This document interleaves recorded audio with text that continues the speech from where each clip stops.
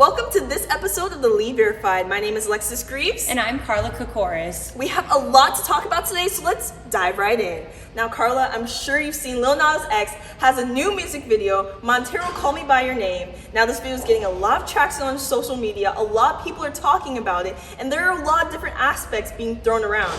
Now, first, in my opinion, the first three big aspects are the religious aspect, and then we also have the, is it safe for kids to watch, parenting-wise, is this okay? And then third, we have the Nike shoes, which we've been talking about a lot. They have a drop of human blood in them. How are you feeling? Where are you in this situation? Which one are you most invested in? So I'm going to give credit where credit is due first. The tune is catchy. I'm going to say that. Agreed. The tune is very catchy. I don't really know the lyrics, but the beat itself is, catchy. Yeah. Second of all, I really like how he's trying to create a brand out of this, really being cohesive and just having everything kind of line up and kind of go together.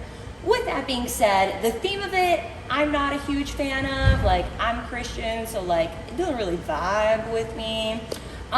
When it comes to the parental advisory aspect of it, I feel like this is kind of like a Miley Cyrus evolution of sorts, where kind of history is repeating itself.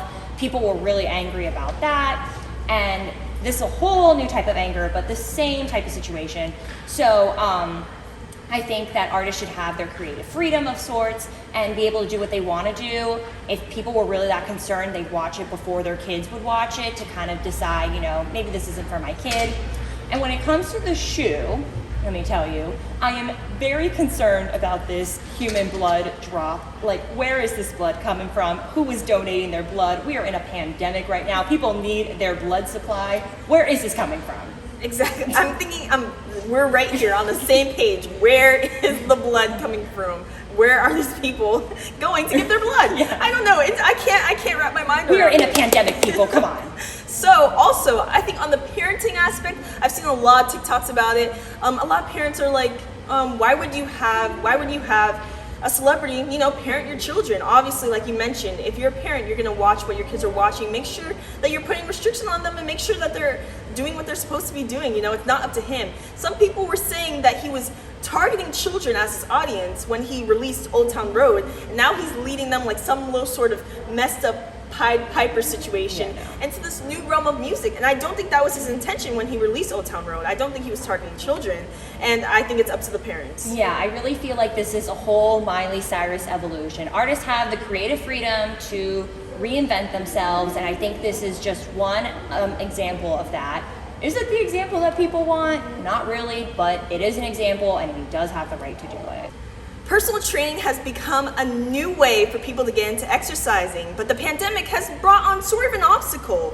The Lede's Guamai Martel looks at how personal trainers and their clients are dealing with these hard experiences.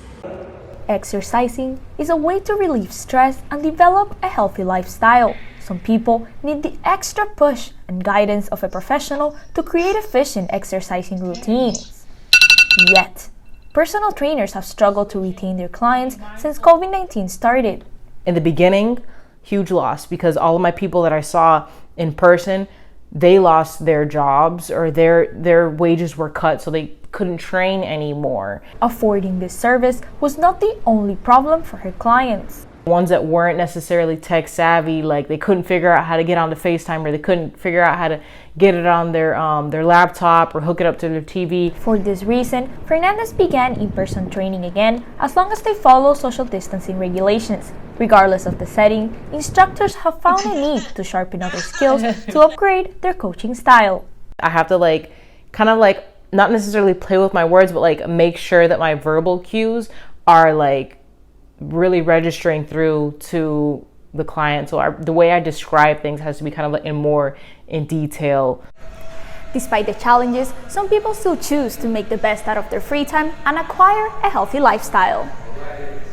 I am happy with the result. I had a shoulder problem, and she has worked that out for me. I had trouble biking, and she helped me get my legs and my hamstrings stronger. Even when the pandemic is over, virtual training will still be a part of the fitness agenda for many personal trainers like Fernandez. Yet, she still hopes to have more face-to-face interactions. Fernandez says there is nothing like in-person connections. Guamay Martel, The Lead.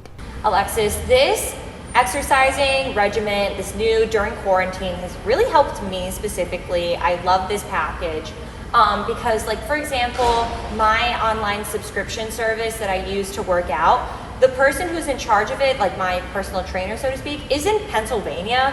So I really enjoy this kind of working out on demand at your home, and kind of you can be anywhere and do this, you know? I know for my personal trainer specifically, most of her clientele is college students like us who normally wouldn't be going to the studio anyway. So for her, this has been a godsend, you know? I understand that there's some pros and cons with it, but I think overall it's really positive for the client and for the personal trainers.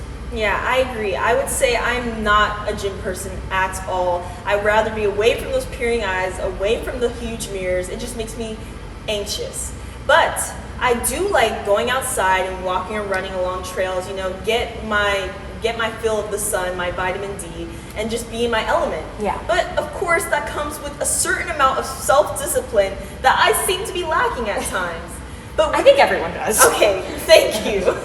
But with this subscription to a personal trainer, you know, I have the advantage of having an accountability partner now. If I'm putting that money in for somebody to train me, I'm going to be there at that class, you know? Or if I have somebody that's waiting on me for a face-to-face appointment, I'll feel more inclined to go and actually do my exercising. Yeah. So I think this is a great way. And also, as you mentioned, the advantage of having somebody across the country to be able to train you. You could have the best of the best, your pick. Yeah, exactly. And I really think that having it on demand, it's working with your schedule. You know, my life is always in a cluster that I really have no idea from one day to the next what my schedule is going to be like.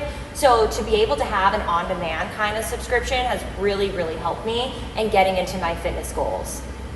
Well, spring has sprung and you know what that means. Here's some organizing tips that we have and want to share with you to get you into the spring cleaning spirit. Cleaning and organizing are necessary but not always enjoyable tasks. 2 top Netflix shows just made organizing a lot more exciting. Netflix is Tidying Up with Marie Kondo and Getting Organized with the Home Edit provide tips and tricks to get people's homes back in order.